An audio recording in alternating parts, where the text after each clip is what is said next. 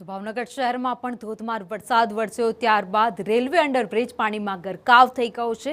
વરસાદી પાણી ભરાઈ જતા રેલવે અંડરબ્રિજ બંધ કરવામાં આવ્યો છે। વાહન વ્યવહાર બંધ થતા વાહન ચાલકો પરેશાન થઈ ગયા છે। ભાવનગરમાં પણ ગત રોજથી અવિરત વરસાદ વરસી રહ્યો છે। ભારે વરસાદને કારણે રેલવેનો અંડરબ્રિજ છે તે બંધ કરી દેવામાં આવ્યો છે। વાહન વ્યવહાર બંધ થતા વાહન ચાલકો અટવાઈ ગયા છે। ત્યાંથી લોકોને વધારે રસ્તો પસાર કરીને એક જગ્યાએથી બીજા જગ્યાએ જવું પડી રહ્યું છે। તો અંડરપાસના દ્રશ્યો તમે જોઈ રહ્યા છો ટીવી સ્ક્રીન પર, જ્યાં ભાવનગરમાં ગત રોજથી શરૂ થયેલો વરસાદ હજુ પણ બંધ નથી થયો। ભારે વરસાદને કારણે અંડરપાસમાં પાણી ભરાઈ ગયા છે। સલામતીને ધ્યાને રાખીને આ અંડરપાસ હાલ પૂરતો બંધ કરી દેવામાં આવ્યો છે। અવરજવર અટકાવી દેવામાં આવી છે, કારણ કે અનેક જગ્યાઓ પર અંડરપાસમાં પાણી ભરાઈ જાય છે અને ત્યારબાદ વાહનો ત્યાંથી પસાર કરવાનો લોકો પ્રયત્ન કરે છે। વાહનો અંડરપાસમાં ફસાઈ જાય છે। જોકે આવી કોઈ ઘટના ન બને તે માટે આ અંડરપાસ બંધ કરી દેવામાં આવ્યો છે।